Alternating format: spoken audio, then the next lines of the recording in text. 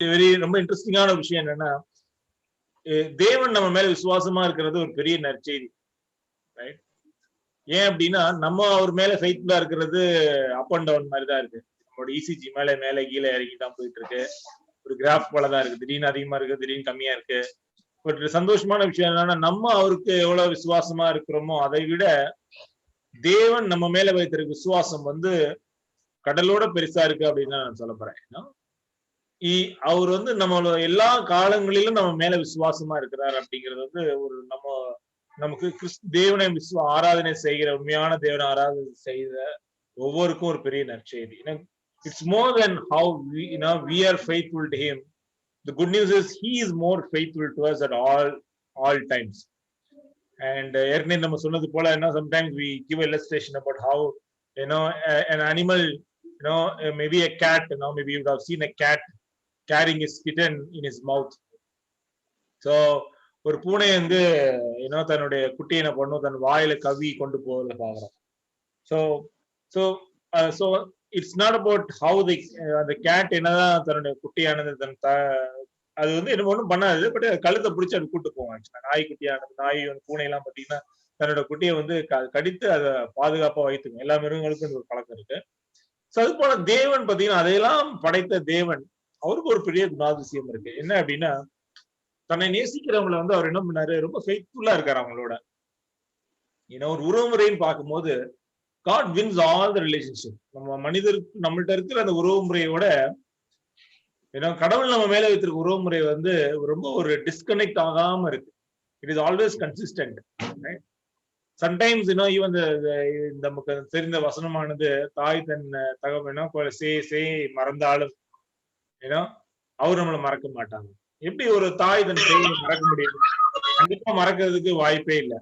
ஒரு குழந்தைய வந்து தன்னோட தாய் ஒரு பாலகனை தன்னுடைய குழந்தைய மறப்பாங்களா? மறக்கவே மாட்டாங்க. அப்படியே மறந்தாலும் தேவன் நம்முடைய அவரை விசுவாசிக்கிற ஜனங்களை ஒரு காலம் மறக்க மாட்டார் அப்படிங்கிறது வந்து நமக்கு ஏற்கனவே தெரிந்த ஒரு காரியமா இருக்கு. So we want to study little more about God's faithfulness. So ஏன் அப்படின்னா, I think we have started beginning of the yearly நம்ம வந்து தேவனுடைய அந்த நம்ம மேல வைத்திருக்கிற அந்த ஃபெய்த்ஃபுல்னஸ் வந்து நம்ம வந்து தொடர்ந்து தியானிச்சுட்டே வரோம். தொடர்ந்து நம்ம we need to really get inside தேவனுக்கு உள்ளார தேவன் நம்ம மேல வைத்திருக்கிற விசுவாசத்தை புரிந்து கொண்டு நம்ம இன்னும் கூட உற்சாகமாக அவருடைய பிள்ளையா நம்ம மாறுறது ரொம்ப முக்கியம். Because we are living in the midst of lot of distractions. நிறைய டிஸ்ட்ராக்ஷன்ஸ் மத்தியில வாழ்ந்துட்டு இருக்கிற நம்ம நிறைய அதாவது ஏகப்பட்ட இந்த உலகத்துல பார்க்கும்போது ஏகப்பட்ட டிஸ்ட்ராக்ஷன்ஸ் இருக்குல்ல. நமக்கு வந்து நம்மளுடைய கவனத்தை வந்து ஈர்க்கிறதுக்கு ஏகப்பட்ட காரியங்கள் இருக்கிறதுனால நம்ம வந்து நம்மளோட விசுவாசத்தை வந்து தேவன் மேல வந்து எவ்வளவு கவனமா நம்ம செலுத்தணும் அப்படிங்கிறதுக்கு புரிந்து கொள்றதுக்கு எது ரொம்ப உற்சாகமா இருக்குன்னா, அவரும் நம்ம மேல எவ்வளவு விசுவாசமா இருக்கிறாரு புரிந்து கொண்டீங்கன்னா, நம்ம வந்து அவர் மேல இன்னும் கூட ஃபெய்த்ஃபுல்லா இருக்கிறதுக்கு, ஃபெய்த்தை பில்ட் பண்றதுக்கும், அவர் மேல விசுவாசத்தை வைக்கிறதுக்கும் ஒரு பெரிய உதவியா அது நமக்கு இருக்கும். So more we understand the God's faithfulness to us, more we understand how God is faithful to us, we can grow in our faith in God's, in God's அந்த sovereign God மேல நம்ம விசுவாசம் அதிகமா வைக்கிறதுக்கு அநேக வாய்ப்புகள் இருக்கு. So it is about more we need to understand. முதலாவது அவர் நம்ம மேல எப்படி விசுவாசமா இருக்கிறார் இது நன்றாக புரிந்து கொள்ள வேண்டும். அது புரிந்து கொள்ளாம நம்ம என்ன பண்ண முடியாது. அவர் மேல விசுவாசத்தை வைக்கிறதுக்கு சவால்களை நம்ம வந்து வரும்போது நம்ம வந்து we cannot sometimes understand it. So அதனால let's turn few scriptures today and try to understand how God is faithful to us. God's faithfulness na enna அப்படிங்கிற விஷயத்தை நம்ம நன்றாக புரிந்து கொள்வோம் முதலாவது. Amen. So God's faithfulnessனாலே நிறைய காரியங்கள், நிறைய வசனங்கள் வந்து நமக்கு ஞாபகத்துக்கு நினைவுக்கு வரக்கூடியதா இருக்கு. முக்கியமா பார்க்கும்போது எரேமியா நிறைய அந்த தீர்க்கதரிசி நிறைய அந்த புலம்பல்கள் ஒரு புத்தகத்தை எழுதியிருக்காரு. லாமெண்டேஷன்ஸ் ஒரு புத்தகத்தை எழுதியிருக்காரு. அந்த லாமெண்டேஷன்ஸ் 3ல 21 இருந்து 23 படிக்க முடியுமா? லாமெண்டேஷன் சாப்டர் 3 verse 21 to 23 அதை படிப்போம். அந்த லாமெண்டேஷன்ஸ்ங்கிறது ஒரு புலம்பல் அப்படின்னு தான் வரும். புலம்பல் ஒரு பிரச்சனை வரும்போது எல்லாம் புலம்புறோம்ல, புலம்புறதுக்குன்னே ஒரு புத்தகம் பைபிள்ல இருக்கு. சோ தேவன் எரேமியா ஏன்னா அவருக்கு நடந்த துக்கத்துல நிறைய புலம்புறாரு. இருந்தாலும் அவரு இந்த வசனத்தை சொல்றாரு. அது ரொம்ப ஆச்சரியமா நமக்கு வந்து உற்சாகம் அடைய வேண்டிய ஒரு வசனமா இருக்கு. Lamentation chapter 3 verse 21 to 23 படிப்போம். தமிழ்ல யாரும் எடுத்து படிப்போம். இதை என் மனதிலே வைத்து நம்பிக்கை கொண்டிருப்பேன். நாம் நிர்மூலமாகாது இருக்கிறது கர்த்தருடைய கிருபையே. அவருடைய இரக்கங்களுக்கு முடிவில்லை. அவைகள் காலைதோறும் புதியவைகள். உமது உண்மை பெரிதாய் இருக்கிறது. ஆமென். என்னது அவருடைய கிருபை இரக்கம் எப்படி இருக்குன்னா, they knew every morning great is your faithfulness. Yes, பாருங்க, every new morning great is his faithfulness அப்படின்னு சொல்லி அந்த புத்தகத்துல எரேமியானவர் எழுதக்கூடியவரா இருக்கு. சோ தினந்தோறும் அவரோட மர்சி வந்து எப்படின்னா டெய்லி அந்த ரீசெட் ஆகிறது போல ரீசெட் ஆயிடுது இல்ல. என்னதான் நம்ம தேவனை விட்டு விலகி போயிருந்தாலும் அவர் நம்ம மேய்த்து இருக்க அந்த விசுவாசமானது அடுத்த நாள் வந்துச்சுன்னா அப்படியே கம்ப்ளீட்டா குழந்தைகள் எப்படி மறந்து திருப்பியும் அதோட உறவுமுறை தன்மை எவ்வளவா கசப்பு தன்மை இருந்தாலும் அடுத்த நாள் எதுவுமே நடக்காத மாதிரி பழகுற போல அந்த ஒரு குணாதிசயம் தேவனுக்கு இருக்கிறத நம்மளால பார்க்க முடியுது இல்ல. எப்படின்னா new every morning it is ஃப்ரெஷ்ஷா. எப்படி ஒரு புதிய உறவுமுறை வந்து எப்படி இருக்கும் யோசிச்சு பாருங்க. புதிய உறவுமுறை ரொம்ப உற்சாகமா இருக்கும். இல்ல ஒரு கணவன் மனைவியை புதுசா கல்யாணம் பண்ணாங்கன்னா அவங்க வந்து அவங்க அவ்வளவு பாசத்தை பொழிந்துப்பாங்க. சோ அந்த they will really celebrate that relationship. அந்த புதிய உறவுமுறையை வந்து அதிக நாள் கொண்டாடுவாங்க. ரைட்.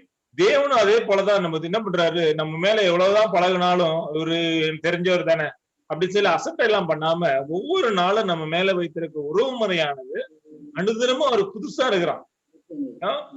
அவர் 23 அவைகள் காலைதோறும் புதியவைகள், உமது உண்மை பெரியதா இருக்கிறது. அவைகள் காலைதோறும் புதியவைகள் அப்படிங்கிறார். New every morning. தேவன் நம்ம மேல வைத்திருக்கிற அன்பு தினந்தோறும் புதிதாக இருக்கு அப்படின்னு பார்க்கும்போது there's no reason we need to be feeling dull in our Christian life. கிறிஸ்தவ வாழ்க்கையில நம்ம வந்து சோர்ந்து போறதுக்கு கொஞ்சம் கூட இடம் கொடுக்க கூடாது. ஏன் அப்படின்னா தேவன் நம்மளை குறித்து ஒவ்வொரு நாளும் ஒரு நாள் எதிர்க்கும் போது ரொம்ப உற்சாகமா அடைகிறார். another opportunity அப்படின்னு அவரு நினைக்கிறார். அதனால இன்னைக்கு நம்ம அதை குறித்து நம்ம வந்து தேவனை பெருமை பாராட்டி தேவனுக்குள்ள கூட நம்ம விசுவாச உறவுமுறையை வளர்த்து கொள்றதுக்கு இன்னும் கூட நம்ம முயற்சி எடுக்கலாம்னு நினைக்கிறேன். ஜெரேமியா எழுதுறத ரொம்ப சுவாரஸ்யமா இருக்கு இந்த காரியத்தை வந்து. ஏன்னா அவருக்கு நிறைய துக்கமான காரியங்கள் அவர் தேவனுக்காக ஊழியம் செய்யும்போது அநேக ஜெரேமியா வீப்பிங் ப்ராஃபெட் கூட அவருக்கு பேரு.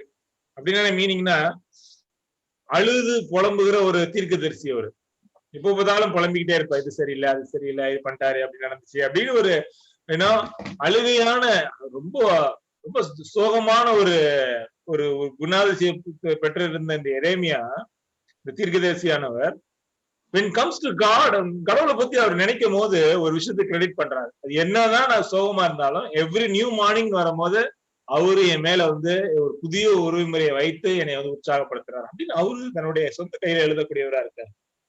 யோசிச்சு பாருங்க.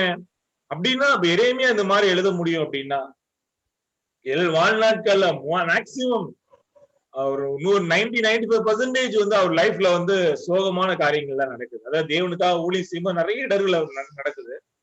அவ்வளவு சோகத்துல மத்தியிலும் கூட எரேமியா எழுதுறாரு, every new morning your love is great அப்படிங்கிறார். Your love your faithfulness to me is awesome அப்படிங்கிறார். அப்படின்னு இருக்க பட்சத்துல யோசிச்சு பாருங்க, தேவனுடைய இரக்கம் நமக்கு வந்து நமக்கு எரேமியா போல எந்த காரியமும் நமக்கு நடைபெற போறதும் இல்லை. ஆனாலும் நம்ம வந்து தேவன் நம்ம மேல வச்சிருக்கிற அன்பை நம்ம வந்து எவ்வளவாய் நம்ம கருதி அதை வந்து நம்ம உயர்த்தி வைக்கிறோம் நம்மளே நம்ம கேட்டு பார்த்துப்போம். முதலாவது அவரோட விசுவாசம் என்பது என்ன, அவர் வந்து ஃபெய்த்ஃபுல்லா இருக்காரு அப்படின்னா என்ன அப்படிங்கிறது நம்மளால முதலாவது புரிந்து கொள்ள வேண்டும். ஒரு நேரம் மோசே என்ன பண்றாரு, தேவன்கிட்ட போய் அவருக்கு இடைப்பட்டு தேவன் அவர் வந்து தேவன் நேராவே பேசக்கூடியவரா இருந்தாரு. பேசும்போது தேவன் வந்து மோசையிட்ட சொல்லி நீ ஈஜிப்ட போய் இஸ்ரேவேலுக்கு அவருக்காக வழக்காடி நீ அவங்களை வெளியே கொண்டு வா அப்படின்னு சொல்லும் போது அவர் வந்து யாரு ஒரு கேட்கிறாரு நம்மளுக்கு ஒரு கட்டளை கொடுக்குறாரு, இந்த தேவன் உங்களுடைய பேர் என்ன அப்படின்னு அவர் கேட்கிறாரு. So Moses want to know the credentials of the God's name. அவருடைய credentials, உங்க பேர் என்ன அப்படின்னு. கடவுள்லாம் கரெக்டா உங்க பேர் என்ன, உங்க கடவுள் நமக்கு உங்களோட பேர் என்னன்னு கேட்கும் போது அவர் சொல்றாரு, காட் ஆன்சர்ட், வந்து அவரோட பதில் வந்து ரொம்ப நம்ம கவனிக்க வேண்டிய ஒரு காரியமா இருக்கு. God answered with his covenant name. Jehovah அப்படிங்கிறது ஒரு வாக்கு தத்தமா, வெறும் பேரு மட்டும் கிடையாது, ஒரு வாக்கு தத்தம். என்ன வாக்கு தத்தம்? I am who I am அப்படிங்கிறார். நல்ல கவனமா பார்ப்பேன். யெகோவாங்கிறது ஒரு பேர் மட்டும் கிடையாது, அது வந்து ஒரு வாக்கு தத்தமாக மோசேக்கு கொடுக்கப்பட்டது. Jehovah I am who I am அப்படின்னா என்ன மீனிங்? நான் கொஞ்சம் கவனித்து பார்க்கும்போது அதோட கிராமரை பாருங்களேன்.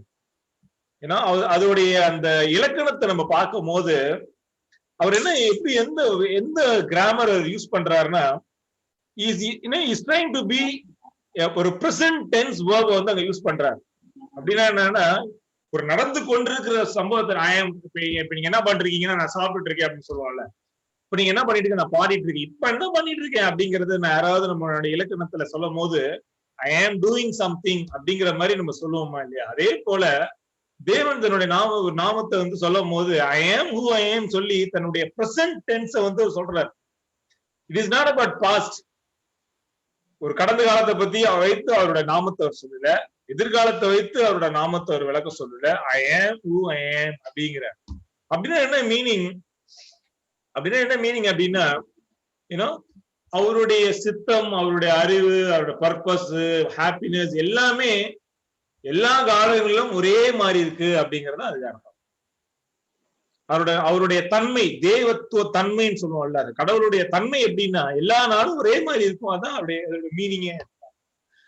அந்த வாக்கு யெகோவாங்கிறது ஒரு வாக்கு தத்துவமான ஒரு நாமமா இருக்கிறதுனால அந்த வாக்கு தத்துவத்துக்கு அர்த்தம் என்னன்னா, தேவன் எப்போதுமே ஒரே மாதிரி இருக்கிறார் அப்படிங்கறதா அந்த நாமத்துக்குரிய விளக்கம், உண்மையான விளக்கம் அதுதான். சோ அப்படின்னா என்ன மீனிங்? God never changes. தேவன் தன்னுடைய நிலையை வந்து ஒரு சூழ்நிலையை பொறுத்து மாறுவதில்லை, ஒரு மனிதனுடைய குணநலத்தை பொறுத்து மாறுவதில்லை. ஒருத்தனுடைய ஒரு மேலையும் கீழையும் ஒரு மனுஷன் போகும்போது அவனுடைய அந்த எமோஷன்ஸை பேஸ் பண்ணி அவர் மாறுறதே இல்லை. தேவன் எல்லாருக்கும் மாறாதவரா இருக்கார் அப்படிங்கிறதா அது.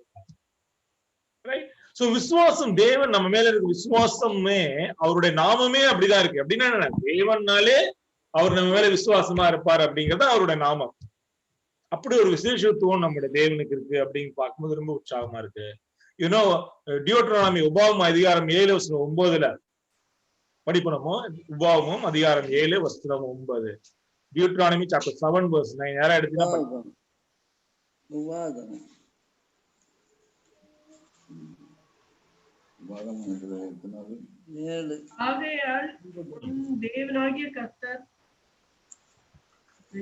ஆகையால் உன் தேவனாகிய கர்த்தரே தேவன் என்றும் தம்மில் அன்பு கூர்ந்து தமது கற்பனைகளை கை கொள்ளுகிறவர்களுக்கு அவர் 1000 தலைமுறையும் மற்றும் உடன்படிக்கையையும்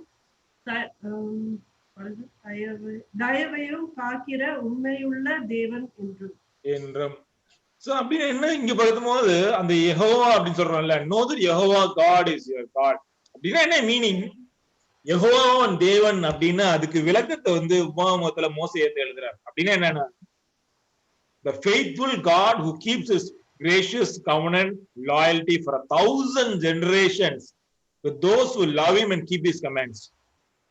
அவரை நேசிக்கிறவங்க மேல அவர் வந்து என்ன பண்ண போறாரோ, அவருடைய அந்த ஃபெய்த்ஃபுல்னஸ் வந்து not only reserved to the person who loves him அப்படிங்கிறது கிடையாது. யாரு அவங்கள வந்து அன்பு செய்ய அவங்களுக்கு மட்டும் கிடையாது, அவங்களுடைய 1000 தலைமுறைக்கு தேவனை பண்ணுவாங்க, விசுவாசமா இருப்பாங்க. டேவிட், அதாவது ஆபிரகாம் எடுத்துக்கோங்க. ஆபிரகாம் தேவன் மேல வச்சிருக்கிற அந்த விசுவாசத்தினால இன்னைக்கு வரைக்கும் அவர் ஆபிரகாம் தேவன் மேல வைத்திருக்கிற விசுவாசத்தினுடைய விளைவு, அந்த ஆசீர்வாதம் இன்னைக்கு நம்ம தேவன் மேல வைத்திருக்கிற விசுவாசம் செய்யும் போது ஆபிரகாமுக்கு தேவன் கொண்டு அந்த வாக்குறுதிகளும் ஆசீர்வாதம் நம்மளையும் கொண்டு சேர்ற அளவுக்கு அதான் அந்த 1000 தலைமுறைக்குன்னு ஒரு அர்த்தம். அப்படின்னா இன்னைக்கு தேவனை நீங்க வந்து அன்பு செய்யும் போது, அவருக்காக நீங்க ஆராதனை செய்யும் போது, வேதத்தை படிக்கும் போது, அவர்கிட்ட நீங்க ஜெபம் செய்யும் போது, அவரை நீங்க வணங்கி தொழுது கொள்ளும் போது என்ன நடக்குது? உங்களை மட்டும் இல்ல, உங்களை சுத்தி உங்களை வரப்போற எதிர்கால எல்லா தலைமுறையும் உங்களுடைய நாமத்தை உங்களுடைய நிமித்தமாக அவர் அன்பு என்ன பண்ணுது? மிக கடலை போல விரிந்து செயல்படக்கூடியதா இருக்கு அப்படின்னு யோசிப்போம். தேவன் யெகோவா அப்படிங்கிறது அதுதான் மீனிங். யெகோவா அப்படிங்கிறது ஒரு வாக்குத்தத்தம். என்ன வாக்குத்தத்தம்? தேவன் என் மேல விசுவாசமாக இருக்கிறார், எனக்கு மட்டும் இல்ல என்னோட சந்ததி முழுவதுக்கும் தேவன் அதாவது விசுவாசமாக இருப்பார் அப்படிங்கறதா யெகோவாங்கிற நாமத்துக்குடைய பொருளே அதுதான். இன்னைக்கு நம்ம புரிந்து கொள்ளும் போது நம்ம இன்னும் கூட தேவனோட உற்சாகமா இருக்கலாம். அவர் மனிதர்களை போல மாறுவதில்லை, ஒரு மிருகங்களை போல தன்னோட எண்ணத்தை மாத்திக் கொள்றது கிடையாது.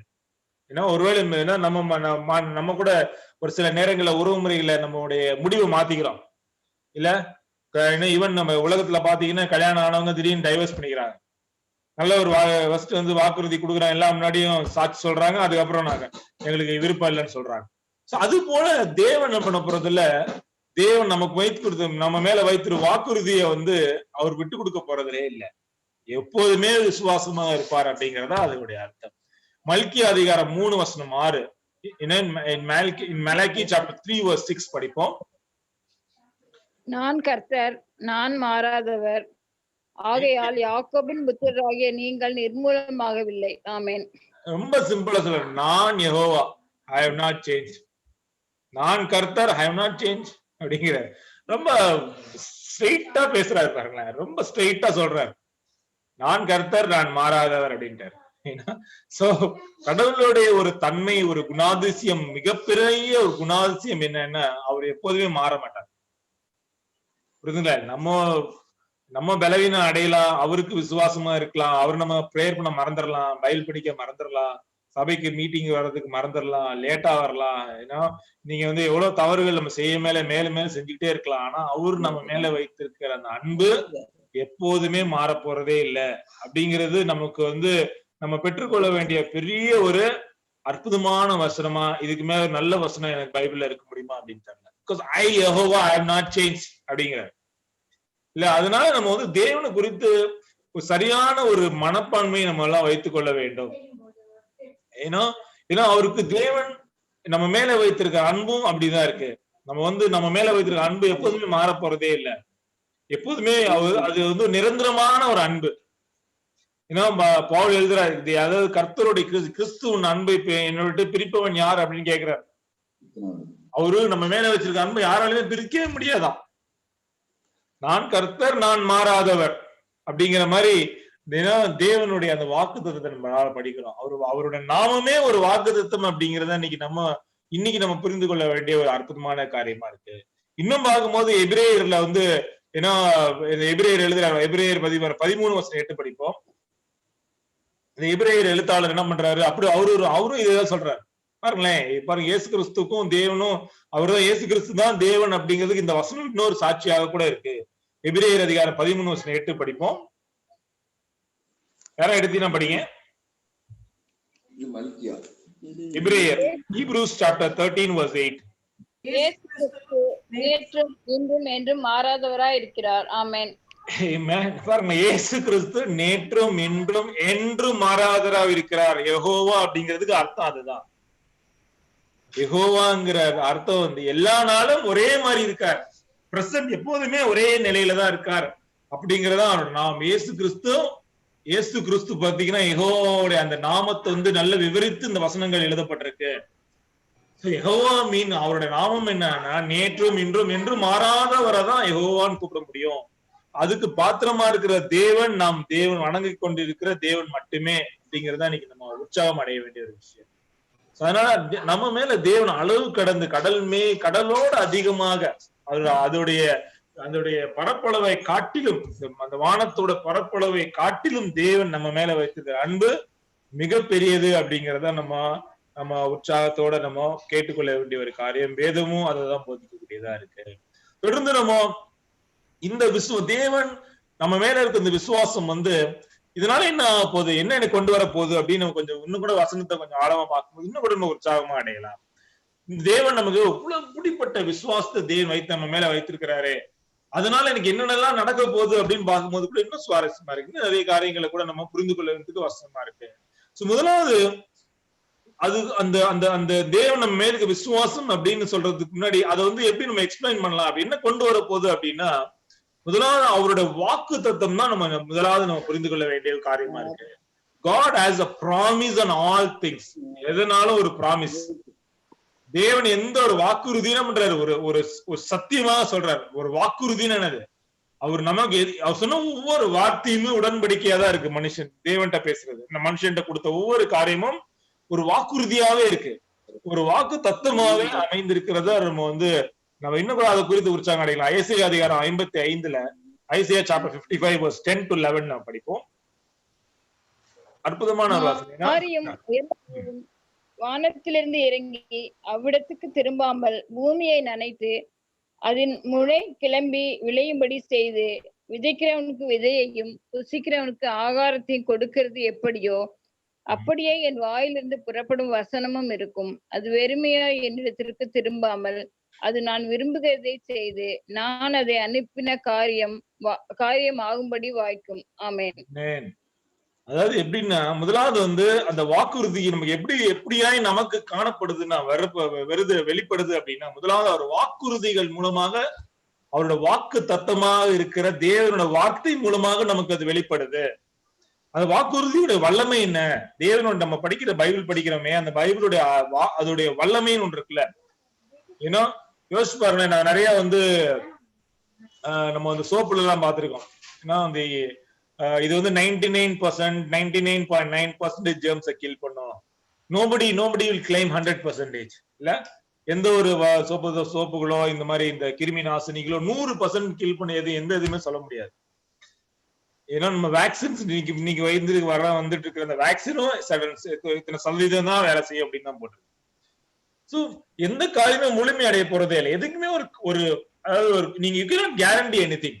நம்ம லைஃபையும் கேரண்டி கொடுக்க முடியாது, மெடிசனையும் கேரண்டி கொடுக்க முடியாது, நம்ம வயிற்று இருக்க பணத்துக்கும் கேரண்டி கிடையாது, வேலைக்கும் கேரண்டி கிடையாது, உறவுமுறைக்கும் கேரண்டி கிடையாது, எதுக்குமே கேரண்டி கிடையாது இல்ல. எல்லாமே காட்டுல சொன்ன போலதான் இருக்கு. ஆனா தேவன் சொல்ற வார்த்தையெல்லாம் பாருங்களேன், எவ்வளவு ஷோர் ஷார்ட்டா எழுதுறாரு பாருங்க. என்ன எழுதுறாருன்னா, என் வாயிலிருந்து புறப்படும் வசனமும் இருக்கும், அது வெறுமையா என்னிடத்தில் திரும்பாமல் நான் விரும்புகிறதை செய்து நான் அதை அனுப்பின காரியம் ஆகும்படி வாய்க்கும் அப்படிங்கிறார். It will come with sure short result அப்படிங்கிறார். அந்த வார்த்தையை என்ன கொண்டு வரணுமோ அதை கொடுத்துட்டு தான் என்கிட்ட திரும்பி வரும் அப்படிங்கிறார். யோசிச்சு பாருங்களேன். ஏன்னோ அதாவது அது இன்னும் கூட அந்த 10 சொல்றது போல, மாறி முறைந்த மழை வானத்திலிருந்து இறங்கி அவ்விடத்திற்கு திரும்பாமல் பூமியை நனைத்து அதன் முளை கிளம்பி விளையும்படி விதைக்கிறவனுக்கு விதையையும் புசிக்கிறவனுக்கு ஆகாரத்தையும் கொடுக்கிறது எப்படியோ, அது மேலிருந்து வர அந்த இறங்கி அந்த உறைந்த பனினா கீழே கிராஸை வெட் பண்ணி அந்த கிராஸை வளர வச்சு அந்த வளர்ந்ததுனால அந்த விதைத்தவனுக்கு பிரயோஜனம் தராம அது இருக்காது, ரிசல்ட் இல்லாம சும்மா அது மாறி பெய்யாது, மழை பெய்யாது அப்படிங்கிறதே போல தேவன் வருகிற ஒவ்வொரு வார்த்தையும் அப்படிதான் இருக்கு. சோ அவரோட ஃபெய்த்ஃபுல்னஸ் முதலாவது எங்க காணப்படுது அப்படின்னா தேவனோட வார்த்தையில காணப்படுது. முதலாவது நம்ம சொல்றோம் இல்லையா, முதலாவது நாக்கு சுத்தமா இருக்கணும்னு நம்ம சொல்றோம் இல்லையா, ஃபர்ஸ்ட் பேச்சுக்கு சுத்தமா இருக்கணும் பிரதர், எது சொன்னாலும் சொன்னபடி நீங்க செய்யணும் அப்படிங்கிறார். ஏன்னா நீங்க ஆம்னா ஆம், இல்லைன்னா இல்லை. நம்மள தேவன் நம்ம வேதத்துல நமக்கு ஒரு அட்வைஸ் கொடுக்கக்கூடியதா இருக்கு. நிறைய நேரங்கள் நம்ம சொன்ன வேர்டை கீப் அப் பண்றது ரொம்ப கஷ்டமா இருக்கு இல்ல. நம்ம நம்ம நிறைய விஷயத்த நம்ம தவறுறோம். நம்ம நிறைய விஷயம் தவறுறோம். முன்னது நம்ம இந்த காணிக்கை பகுதியில தசம பாகத்த காரியத்துல நம்ம தவறுறோம். 10% முதலாவது தரணும் ஒத்துக்கிட்டோம், அதுக்கப்புறம் தரது இல்லை, அதுக்கப்புறம் கொஞ்சம் கொஞ்சமா கம்மியாயிடுச்சு. அப்புறம் திடீர்னு நீங்க உங்க மூடு கொஞ்சம் நல்லா இன்னும் கொஞ்சம் அதிகமா கொடுக்குறீங்க, சந்தோஷமா. அது மாதிரி நம்ம நிறைய பிழைகளை நம்ம செய்து கொண்டே வரோம். ஆனா தேவன் அப்படி இல்லை. தேவன் என்ன பண்றாரு, அவர் ஒரு விஷயத்த செஞ்சுட்டாருன்னா, முடிவு எடுத்துட்டாருன்னா அததான் அவர் செய்யறாரு. சோ அப்போ தேவன் நம்ம மேல இருக்கிற விசுவாசம் பார்த்தீங்கன்னா, நம்ம அவர் மேல விசுவாசம் ஏறி இறங்கிதான் இருக்கு எப்போதுமே. ஆனா அவரு நம்ம மேல இருக்க விசுவாசமானது எப்படி முதலாவது வெளிப்படுது அப்படின்னா, முதலாவது அவர் வாக்குறுதிகள்ல காணப்படுது. இப்படி ஒரு அஷூரன்ஸா சொல்லியிருக்காரு. அதாவது இயேசு கிறிஸ்து பூமியில வாழ்ந்த நாட்கள்ல அவன் சொல்றார், முதலாவது சீஷர்களுக்கு அது விளங்கல. 3 நாள் கழிச்சு நான் உயிர் தெளிவேன் அப்படின்னு சொல்லி முன்னாடி இன்டைரக்டா அவங்களுக்கு எக்ஸ்பிளைன் பண்ணார். இந்த ஆலயத்தை சாலமன் கட்டினதை, இந்த ஆலயத்தை இடிங்க, நான் 3 நாளை கட்டி எழுப்புவேன் அப்படிங்கிறார். சோ சொன்னது போல 3ஆவது நாள் உயிர் தெழுந்தார். அதே போலதான் தேவன் தேவன் கொடுத்த எல்லா வாக்குறுதிகளும் ஒரு கேரண்டி கார்டோட வருது. கேரண்டி அண்ட் வேரண்டியோட யாருக்குமே எதுக்குமே கேரண்டி வேரண்டி உண்மையான கேரண்டி வேரண்டி எல்லாம் கிடையாது. ஈவன் நம்ம உலகத்துல சொல்ல கேரண்டி வேரண்டி எல்லாம் பாத்தீங்கன்னா எவ்ரிதிங் ஹேஸ் சம் எக்ஸ்பைரி தான் ஆக்சுவலா. அப்படின்னு மீனிங் உங்க ஃபேன், நீங்க ஒரு கிராம்ப்டன் கிரீவ்ஸ் ஃபேன் வாங்குறீங்க, இல்ல ஹேவல்ஸ்ல போய் ஒரு ஃபேன் வாங்குறீங்க, உடனே உங்களுக்கு வேரண்டி தராங்க. வேரண்டி தராங்க, கேரண்டி தரான்னு நம்ம கேட்கறோம். வேரண்டினா அடுத்தது கண்டிஷன்ஸ் என்ன போட்டிருப்பாங்க கீழே. Warranty for only for 2 years, 1 year, ஒரு 5 years, ஒரு 6 years. இல்ல ஒரு ஃப்ரிட்ஜ் வாங்கினீங்கன்னா இதோடைய கண்டென்ஸ் இருக்கு, அந்த இதுக்கு 15 years கேரண்டி வாரண்டி, அதுக்கப்புறம் வாரண்டி கிடையாது அப்படின்னு சொல்லி எல்லா பொருளுக்குமே ஒரு எக்ஸ்பைரி இருக்கு. பூமியில இருக்க எல்லா பொருளுக்குமே ஒரு எக்ஸ்பைரி டேட்டோட தான் வருது. நத்திங் இஸ் கேரண்டீட் அப்படின்னு தான் meaning. Right? they can guarantee only 1 year, 2 years. But தேவன் நம்ம மேல கொடுத்திருக்க ஒவ்வொரு வாக்குறுதியும் it has a life eternity guarantee. அப்படின்னா நித்தியத்துக்கும் it has a eternity guarantee. நித்தியத்துக்கும் ஒரு கேரண்டி உள்ள ஒரு காரியம் பூமியில இருக்கும் அப்படின்னா அது தேவனுடைய வார்த்தை மட்டும்தான். அது எங்க இருக்குன்னா பைபிள்ல தான் இருக்கு எல்லாமே. சோ பைபிள்ல உள்ள வார்த்தைகளுக்கு தான் கேரண்டி இருக்க வழி, வேற எந்த இதுக்குமே கேரண்டி கொடுக்கப்படவும் இல்லை. தேவனுடைய விசுவாசம் முதலாவது அவருடைய வார்த்தை மூலமாக நமக்கு வெளிப்படக்கூடியதா இருக்கு. அதே போல இன்னொரு இடத்துல நமக்கு சொல்றோம், அதாவது என்ன ஹெபிரேயர் 1 படிக்கும் போது உலகத்துல எல்லா காரியங்களும் ஒரு நாள் அப்படியே மேகம் ஒரு பாயம் மூடி வைக்கிறது போல எல்லாமே போயிடும் அப்படிங்கிறார். ஏன்னா எல்லாம் ஒரு சட்டையை அடிச்சு உள்ளார மடிக்கி வைக்கிறது போல எல்லாம் ஒரே நாள் பூமியில வானம் பூமி எல்லாம் ஒரு நாள் ஒளிஞ்சு போயிடும் அப்படிங்கிறார். என்னன்னு முதல்ல ஒரு வசனம் படிக்கிறோம், மத்திய சுவிசேஷத்துல 24:35 படிங்க. அற்புதமான வசனம் படிப்போம்.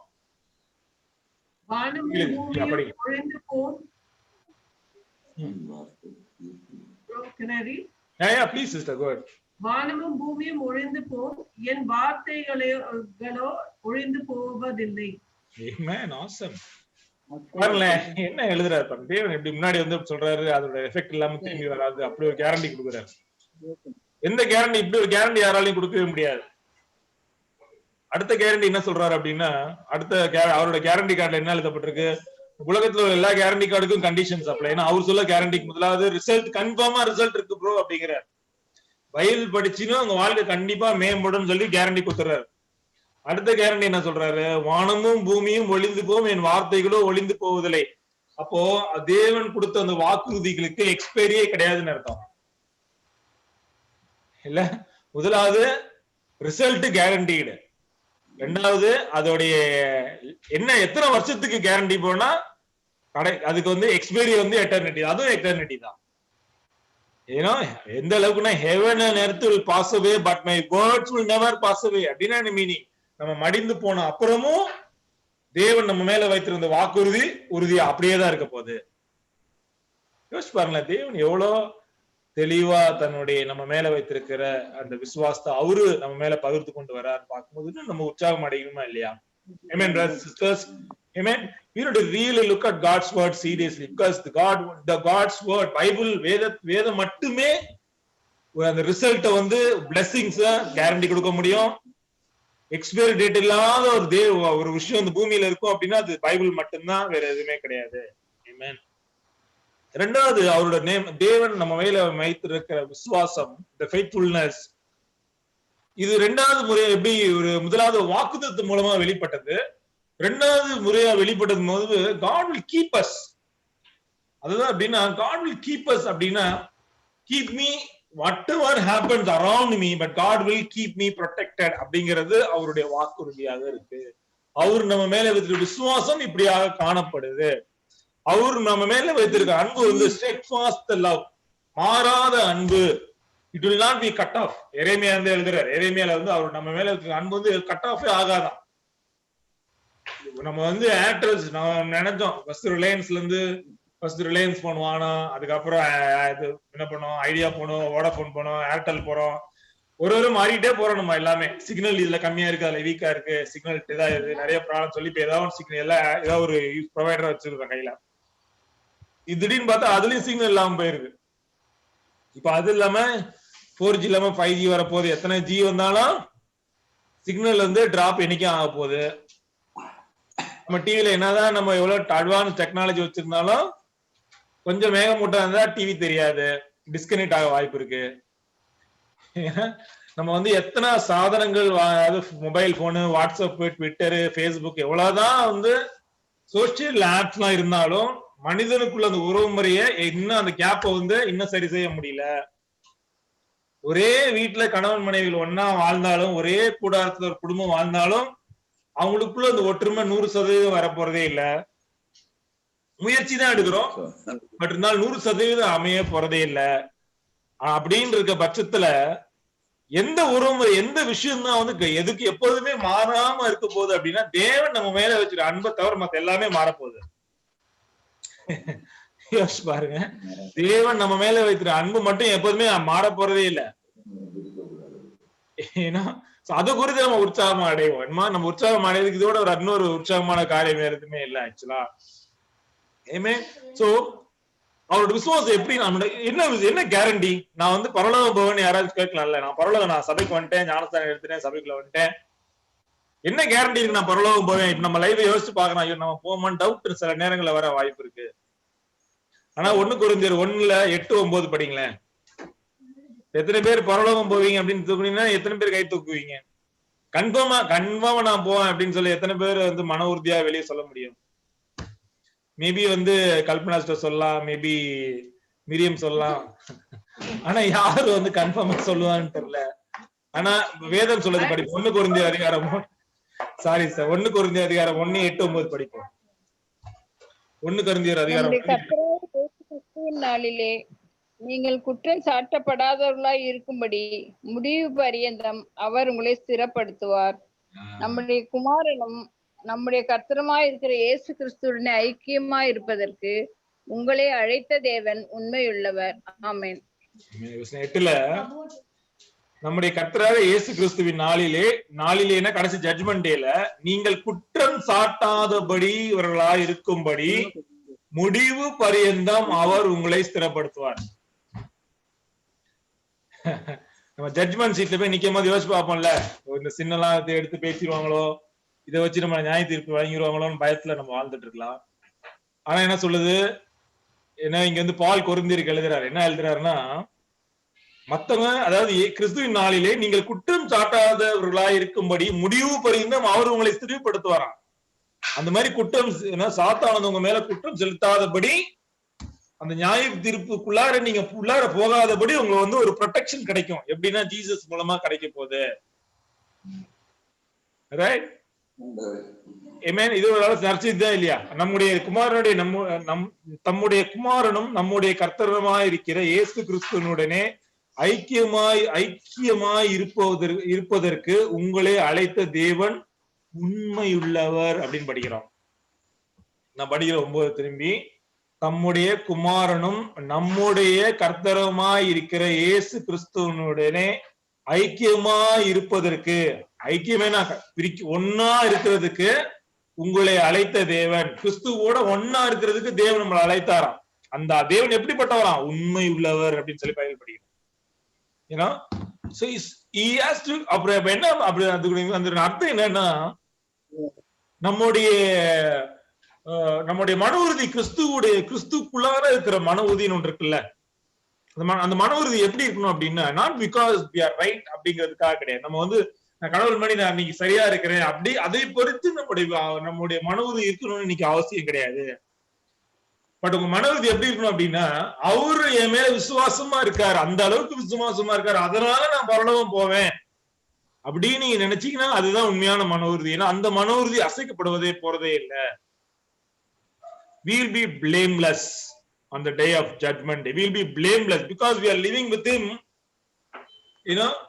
We don't need to feel guilt in Lord Jesus Christ. கிறிஸ்துவுக்குள்ள இருக்கிற நாம் எப்போதுமே பாவத்துக்குரிய அந்த ஒரு கில்ட், குற்ற உணர்ச்சியில இருக்கணும்னு அவசியமே இல்லை. நம்ம எவ்வளவுதான் தவறு செஞ்சாலும் அதை போய் நம்ம அறிக்கை செய்து அதை விட்டு விடலாம். என்னைக்குமே நமக்கு அந்த சுதந்திரம் இருக்கு. புரியுதுங்கள? சோ நீங்க செய்த தவறுகளுக்கும் பரலோக நரகத்துக்கும் எந்த தொடர்பும் கிடையாது. அதனால நீங்க நம்ம பாவம் செய்யணும்னு சொல்ல வரல, பாவம் செய்யறது நீங்க தவிர்க்கலாம். ஏன் அப்படின்னா, நீங்க already you been destined to go to heaven. பரலோகத்தை வாழக்கூடிய நாம எப்படி நம்ம பாவம் செய்யலாம், அந்த மாதிரி நம்ம இதயத்தை நம்ம செலுத்தலாம். அந்த அந்த உற்சாகத்தினால நம்ம இன்னும் கூட பரிசுத்தமா வாழ முயற்சி எடுக்கலாம். ஏன்னா we have been guaranteed, we have been sealed to the to enter into heaven. பரலோகத்துக்குள்ள நுழைறதுக்கு நமக்கு இன்னைக்கு ஒரு அனுமதி சீட்டு கொடுக்கப்பட்டிருக்கு. கிறிஸ்துவை ஏற்றுக்கொண்டு ஞானஸ்தானம் பெற்ற ஒவ்வொருத்தருக்கும் இந்த வாக்குறுதி பொருந்தக்கூடியதாக இருக்கு. We already got a golden ticket to go get into heaven, brothers and sisters. So God will keep us faithful. It is not we are trying to be faithful to us. நம்ம தேவனுக்குள்ள விசுவாசமா இருக்க முயற்சி எடுக்கிறோம். But நம்ம முயற்சியும் நிறைய நேரம் தோல்வியில தான் சந்திக்குது. ஆனா தேவன் சொல்றது, தேவன் தாமே நம்மள விசுவாசமா வைத்துக் கொள்வாரா அது வரைக்கும். அப்படிங்கிறதுனால நமக்கு இன்னொரு சக்தி இருக்கு. இன்னொரு கிறிஸ்துவே இறங்கி நம்மளை விசுவாசமா வைத்துக் கொள்றதுக்கு முயற்சி எடுப்பார். அப்படின்னால சில நேரங்கள் நம்மளை சுத்தி இருக்கிற சில தோல்விகள் ஒருவேளை நம்ம தேவனுக்குள்ளார ஸ்ட்ராங்கா இருக்கிறதுக்கு கூட அமையறதுக்கு அது கூட தேவன் ஒரு சுத்தமா கூட இருக்கலாம். அதை குறித்து நம்ம உற்சாகம் அடையலாம். உலகத்துல உள்ளவங்க ஒரு தவறு நடந்துச்சுன்னா என்ன பண்றாங்க, அவங்க சோர்வு அடைந்துடுறாங்க. ஆனா கிறிஸ்தவர்களுக்கு அப்படியே எதிர்மறையா இருக்கு. உலகத்துல என்ன பண்றாங்க, ஒரு கஷ்டம் வந்துச்சுன்னா என்ன, அவங்க ரொம்ப துக்கித்து போய் தன்னுடைய விசுவாசத்தை இழந்து போயிடுறாங்க. ஆனா கிறிஸ்துவர்களுக்கு ஒரு துக்கம் வந்துச்சுன்னா அவங்க தேவனை பெருமை பாராட்டுறாங்க. ஏன் அப்படின்னா ரெண்டு பேரும் நிறைய டிஃபரன்ஸ் இருக்கு. ஏன்னா ஒரு கிறிஸ்தவன் துக்கத்துக்குள்ளார துன்பத்துக்குள்ளார போகும்போது அது தேவன் தன்னுடைய குழந்தைய மட்டும் தான் சிருஷ்டிப்பார் அப்படின்னு சொல்லி அந்த எண்ணமானது அவங்க இன்னும் கூட உற்சாகமா இருக்கிறதுக்கு உதவி செய்யுது. somebody said, அதாவது உண்மையான ஜபங்கள் சபையை காட்டிலும் ஹாஸ்பிட்டல்ல தான் நிறைய பேர் செய்யறாங்கன்னு சொல்லி நம்ம ஒரு கேளிக்கையான ஒரு வசனத்தை நம்ம படிக்கிறோம். ஒரு டெம்பிள்ல ஜபம் செய்யறதோட ஒரு ஹாஸ்பிட்டல்ல ஜபம் செய்யறது ரொம்ப விசுவாசமா இருக்கு, அதுல விசுவாசம் நிறைந்து காணப்படுதுன்னு படிக்கிறோம். சோ அது நமக்கு பொருந்தணும்னு அவசியம் கிடையாது. பட் நம்ம என்ன புரிந்து கொள்ளணும்னா, கிறிஸ்துவனா இருந்து ஒரு துன்பத்துக்குள்ளார போகும்போது தேவனை இன்னும் கூட ஆராதனை செய்கிறோம். பவுலும் சீலாசும் சிறையில இருக்கும் போது அவ்வளவு துன்பத்துக்கு மத்தியில தேவனை துதித்தாங்க. ஏன் அப்படின்னா அந்த துன்பம் தேவனால, இந்த துன்பம் இந்த துன்பத்தோட ஒரு முடிவு தேவன மகிமை அப்படிங்கிற ஒரு முடிவு இருக்கும். அப்படிங்கறதுனால ரொம்ப விசுவாசமாக என்ன உற்சாகமாக அந்த சிறைச்சாலையில போய் அவன் ஜெபம் செய்து ஆராதனை செய்தாங்க. அதனோட விளைவு என்னன்னு பார்க்கும்போது இன்னும் ஆச்சரியமா என்ன நடந்த விளைவு, அதனுடைய விளைவு சிறைச்சாலையில அவ்வளவு வேதனையின் மத்தியில நடந்த அந்த ஆராதனை, துதி ஆராதனை என்ன நடந்ததுன்னா ஒரு பெரிய பூகம்பத்தை கொடுத்து அந்த இரும்பு சங்கிலிகள் உடைக்கக்கூடியதற்கு இது ஒரு வாய்ப்பா இருந்தது. அப்படின்னு யோசிச்சு பாருங்களேன். கிறிஸ்டியன்ஸுக்கு ஒரு துன்பம் வரும்போது அவன் செய்யக்கூடிய ஒவ்வொரு துதி ஆராதனையும் ஒரு பெரிய அற்புதத்தை செய்யறதுக்கு ஒரு ஏதுவாக அமையும். நல்லா இருக்க காலத்துல துதிக்கிறதோட ஒரு துன்பம் வரும்போது நீங்க துதிக்கும் போது அதோடைய வல்லமை அதிகம்னு நான் சொல்ல வரேன். இஸ் கிரேஸ் இஸ் பவுல் அதை எழுதுறார். அவருக்கு ஒரு துன்பம் வரும்போது கடவுள்கிட்ட போய் கேட்கிறாரு, இதை எடுத்து போடுங்கன்னு கேட்கும்போது அவர் சொல்றாரு, என் கிருபை உனக்கு போதும் அப்படிங்கிறார். My grace is sufficient for யூங்கிறார். சோ ஒரு மனுஷனுக்கு கிருபை தன்னோட துன்ப நாட்கள் ஹை லெவல்ல இருக்கும். அப்போ சோ இது குறித்து நாம் பெருமை பாராட்ட வேண்டும். தேவன் நம்ம மேல விசுவாசமாக இருந்து நம்மள ஒரு பிளேம்லெஸ்ஸா வைத்துக் கொள்றதுக்கு ஒரு முடிவு எடுத்திருக்கிறார். அது குறித்து நம்ம உற்சாகம் அடைவோம். தொடர்ந்து நம்ம படிப்போம். யோவான் எழுதிய சுவிசேஷம் அதிகாரம் 6ல 37-39 படிப்போம். யோவான் எழுதிய சுவிசேஷம் அதிகாரம் 6 37-39 படிங்க. பிதாவானவர் எனக்கு கொடுக்கிற யாவும் என்னிடத்தில் வரும், என்னிடத்தில் வருகிறவனை நான் புறம்பே தள்ளுவதில்லை. என் சித்தத்தின்படி அல்ல, என்னை அனுப்பினவருடைய சித்தத்தின்படி செய்யவே நான் வானத்திலிருந்து இறங்கி வந்தேன். அவர் எனக்கு தந்தவைகளில் ஒன்றையும் நான் இழந்து போகாமல் கடைசி நாளில் அவைகளை எழுப்புவதே என்னை அனுப்பின பிதாவின் சித்தமாய் இருக்கிறது. ஆமேன். இயேசு கிறிஸ்து இப்படி சொல்றார். பூமியில வாழ்ந்த நாட்களே இப்படி சொல்றார். உயிர் வாழும் போதே அவர் சொல்லிட்டு போறாரு. என்ன சொல்றாருன்னா, பிதாவானவர் எனக்கு கொடுக்கிறவை யாவையும் என்னிடத்தில் வரும், என்னிடத்தில் வருகிறவனை நான் புறம்பே தள்ளுவதில்லை. ஜீசஸ் தள்ளுவதில்லைன்னா கண்டிப்பா தள்ள மாட்டார். அப்படின்னு meaning, he will not reject you at any point of time. You would have said something 20 years back, God, I will be faithful to you அப்படின்னு அவரை கிறிஸ்துவ நீங்க ஏற்றுக்கொண்ட 20 வருஷம் முன்னாடி நீங்க ஏற்றுக்கொண்டிருக்கலாம். அதுக்கப்புறம் நீங்க நிறைய இடர்களை போய் விசுவாசங்களையும் ஆடிட்டு இருக்கலாம். ஆனா அன்னைக்கு நீங்க செய்த அந்த வாக்குறுதி தேவனுக்கு எப்படி அவருக்கு ஒரு கேரண்டி மாதிரி எடுத்து அதை சீரியஸா எடுத்து பண்ணிக்கிறாரு. அவரு நம்ம மேல விசுவாசத்தை அவர் பைண்ட் பண்ணிடுறாரு. அவர் வெளியே தள்ள போறதே இல்லை அப்படிங்கிறார். என் சித்தத்தின்படி அல்ல, என்னை அனுப்பினவருடைய சித்தத்தின்படி செய்யவே நான் வானத்திலிருந்து வந்தேன். அவருக்கு அவர் எனக்கு தந்தவர்களில் ஒன்றையும் நான் இழந்து போகாமல். ஒன்றையும் அப்படின்னா he will not even lose one soul who was given to அவரு கரத்துல இருக்கிற ஒவ்வொரு ஆத்துமாவை கூட அவரு விலகி போகாம பார்த்துப்பாராம், இழந்து போகாமல். கடைசி நாளில் அவைகளை எழுப்புவதே என்னை அனுப்பின பிதாவின் சித்தமா இருக்கிறது அப்படிங்கிறார். So God will keep us till we reach heaven அப்படிங்கிறது தேவன் நம்ம மேல எவ்வளவு விசுவாசமா இருக்கிறதுக்கு ஒரு சாட்சி. Today we don't need to feel dull at any point of our Christian life. We can be fired up any point of time because we will make it to heaven. Today you don't have faith to go to heaven doesn't mean his faith will be always the same. நீங்க அவர் மேல விசுவாசம் நீங்க குறைந்து காணப்படலாம் உங்க வாழ்க்கையில, ஆனாலும் நீங்க திடன் கொள்ள வேணும். எப்படி திடன் கொள்ளணும்னா அவருக்கு மேல இருக்க விசுவாசம் ரொம்ப ஸ்ட்ராங்கா இருக்கிறதுனால, அதனால உங்களை பரலோகம் கூட்டு போவார். அவரு உங்களுக்கு வாக்குறுதி ஏற்கனவே கொடுத்ததுனால. முதலாவது அவர் வாக்குறுதியுடைய வல்லமை பார்த்தோம், எல்லாமே கேரண்டீடு, நோ எக்ஸ்பைரி. அடுத்தது அவர் நம்ம மேல இருக்கிற அந்த பாதுகாப்பு தன்மையினும், நீங்க கிறிஸ்துவை ஏற்றுக்கொண்ட நாள்ல இருந்து பரலோகம் போற வரைக்கும் போறதுக்கு என்ன கேரண்டி? அவருதான் கேரண்டியே. அதுக்கு சாட்சி கையெழுத்து அவர் தான் போட்டிருக்கிறார் அப்படிங்கறத அந்த வசனத்தின் மூலமா நம்ம புரிந்து கொள்ள வேண்டியது. He will not lose even one soul. nothing, ஒரு ஆத்துமாவை கிறிஸ்துவோட கரத்துல இருந்து பிரிக்கவே முடியாது. Right? So we need to build அப்படின்னா யோசிச்சு, இப்படி ஒரு தேவனை நம்ம எல்லாம் கும்பிட்டு இருக்கிறதுனால, இப்படி ஒரு தேவனை நம்ம ஆராதனை செய்யறதுனால, இப்படி ஒரு விசுவாசம் நம்ம மேல அடங்காத விசுவாசம் நம்ம மேல வைத்திருக்கிற பிதாவை, இப்படிப்பட்ட ஒரு தேவனை, யெகோவா தேவனை நம்ம தொழுது கொண்டிருக்கிறதுனால நம்ம இன்னும் கூட உற்சாகமாக நம்ம மேல அவர்கிட்ட எப்போ அவர் அண்டையில வரும்போது இன்னும் கூட 100% உற்சாகமாக உங்களை அவரோட அண்டையில வருமாறு உங்களை எல்லாத்தையும் நான் உற்சாகப்படுத்துகிறேன். So whenever we sing songs, whenever we read Bible, whenever we pray, we need to pour out our heart and worship Him. There's no reason for you to be dull in Christian life. கிறிஸ்துவ வாழ்க்கையில நீங்க சோர்ந்து போகணும்னு அவசியமே இல்லை. எந்த காரணமும் எனக்கு தெரிஞ்சு காணப்படல, வேதத்துல காணப்படவே இல்லை, அப்படி சொல்லப்படவும் இல்லை. Because God is an awesome God, brothers and sisters. He is so faithful till He make us to take us to heaven. That is a guarantee that He has given through His God's through His promises in the Bible. All that He knew today, இன்னைக்கு அதோட response என்ன? இப்படிப்பட்ட தேவன் நம்ம மேல ஃபெய்த்ஃபுல்லா இருக்கிறதுனால we need to respond. We need to definitely respond for this lesson, brothers. I want to respond in two ways. You need to respond. One is make every effort to be in God's kingdom. இந்த தேவன் இப்படி ஒரு குணாதிசயத்தை பெற்றிருக்கிற தேவன் நம்ம என்ன பதில் அளிக்கணும்னா ரெண்டு காரியங்கள் மூலமாக பதில் அளிக்கணும். ஒண்ணு, தேவ ராஜ்யத்துல எப்போதுமே விசுவாசமாக இருக்கிறதுக்கு எல்லா முயற்சியும் எடுக்க வேண்டும்.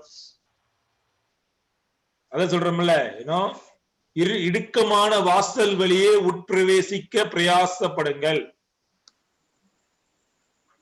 இடுக்கமான வாசல், என்டர் த்ரூ த நேரோ டோர் அப்படின்னு சொல்லி மத்திய சுசேஷத்துல மத்திய எழுதுறார். என்டர் த்ரூ நேரோ டோர். ஒரு நேரோ டோர்ல எப்படி போக முடியும்? தன்னை அடக்கி ஒடுக்கி கண்ட்ரோல் பண்ணி தான் உள்ள நுழைய முடியும். பேகேஜ் எல்லாம் கொண்டு போக முடியாது. If you want to get in, if you want to be faithful in God's kingdom, தேவனுடைய ராஜ்யத்துல விசுவாசமா உள்ளார இருக்கணும் அப்படின்னா அதுக்குரிய எல்லா முயற்சியும் தினந்தோறும் எடுக்க வேண்டும். Not only on Sundays and Fridays. You need to take every effort. Bible சொல்லுது every effort to enter into God's kingdom. Every effort to get inside narrow door. உலகத்துக்கு கெட்டு போற வழியானது அகாலமா இருக்கு, ரொம்ப பெருசா இருக்கு. அது நிறைய பேர் ட்ரையல் பண்ணுவாங்க, அதுக்குள்ள டிராவல் பண்ணுவாங்க. ஆனா தேவனுக்குள்ளார போறவங்க அது முடிவெடுத்தாதான் உள்ளார நுழைவாங்க. அந்த முடிவுல எவ்வளவு உறுதியா இருக்கிறீங்கிறது ரொம்ப முக்கியம். I want to stay faithful to God அப்படிங்கிறது ஒரு முடிவு, அது ஒரு டிட்டர்மினேஷன், அது ஒரு டிசிஷன். அது சோ நீங்க அது தேவன் நம்ம மேல எவ்வளவு விசுவாசமா இருக்கிறதுனால நம்ம என்ன பண்ணுவோம், ஒரு 2 முடிவு தான் நம்ம செய்ய வேண்டியது. 2 காரியம் தான் செய்யணும். அவர் ராஜ்யத்துல எப்போதுமே நிலைத்து நிக்கிறதுக்கு எல்லா முயற்சியும் நாம் எடுக்க வேண்டும். 1 கொரிந்தியர் 10:13 படிப்போம். 1 கொரிந்தியர் 10:13 ஒரு உங்களை என்கரேஜ் பண்றதுக்கு ஒரு வசனம். 1 கொரிந்தியர் 10:13. மனுஷருக்கு நேரிட சோதனையே அல்லாமல் வேறே சோதனை உங்களுக்கு நேரிடவில்லை. தேவன் உண்மையுள்ளவராய் இருக்கிறார். உங்கள் திராணிக்கு மேலாக நீங்கள் சோதிக்கப்படுகிறதற்கு அவர் இடம் கொடாமல் சோதனையை தாங்கத்தக்கதாக சோதனையோடு கூட அதற்கு தப்பிக்கொள்ளும்படியான போக்கையும் உண்டாக்குவார். ஆமேன். சொல்றாரு, இதோட ஒண்ணு உற்சாகமான வசனம் வேற எதுவுமே இல்ல. அதனால நம்ம லைஃப்ல நிறைய சோதனைகள் வருது. அது சோதனை வரும்போது எனக்கு மட்டும் தான் அப்படி வருதுன்னு சொல்ல நம்ம சொல்லணும்னு அவசியம் கிடையாது. தேவன் உண்மை உள்ளவராய் இருக்கிறாராம். அவர் உங்கள் திராணிக்கு மேலாக சோதிக்கப்படுவதற்கு அவர் இடம் கொடாமல் சோதனையை தாங்கத்தக்கதாக சோதனையும் கூட அதற்கு தப்பித்துக் கொள்ளும்படியான போக்கையும் உண்டாக்குவார்.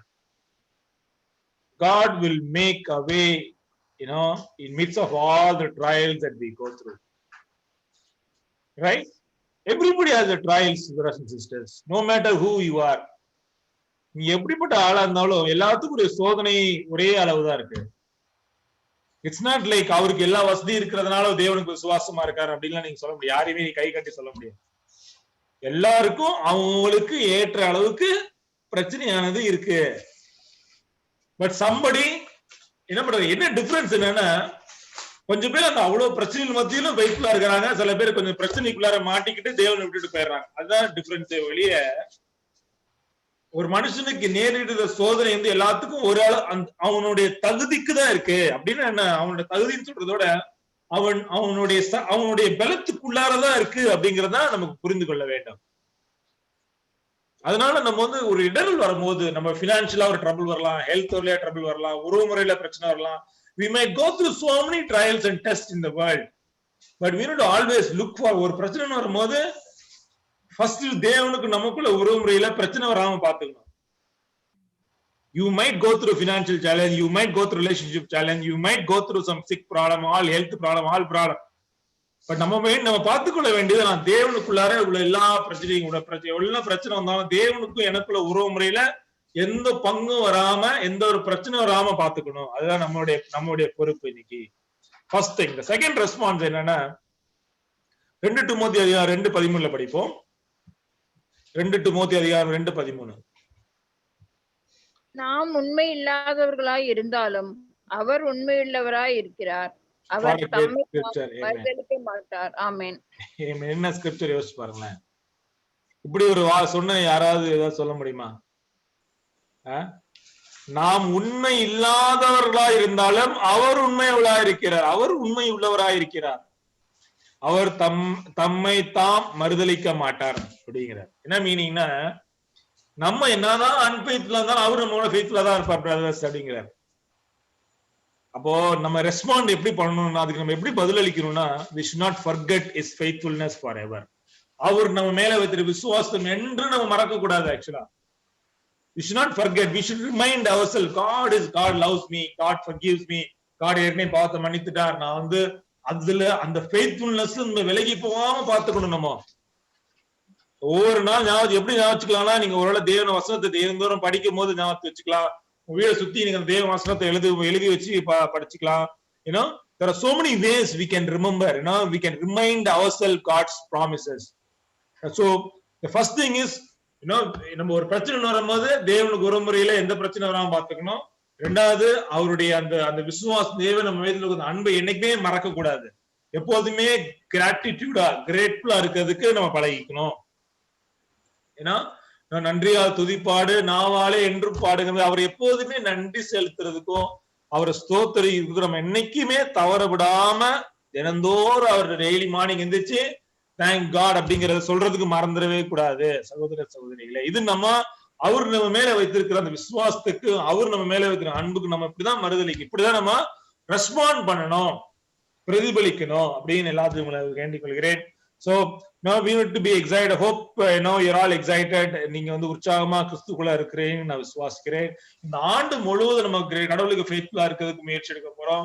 We want to make every effort to enter into God's kingdom. அப்படின்னா தேவ ராஜ்யத்துல என்ட்ரு மட்டும் கிடையாது, உள்ளார இருக்கிறதுக்கு நீ எல்லா முயற்சிகளையும் நம்ம வந்து எடுத்து தேவனுக்குள்ளாக பக்தி வைராக்கியத்துல, ஏன்னா தேவனுடைய உறவு முறையில நான் இன்னும் கூட நம்ம பலன் அடைந்து உற்சாகமா இருக்கணும்னு உங்களை எல்லாத்தையும் நான் வந்து வேண்டிக் கொள்கிறேன்.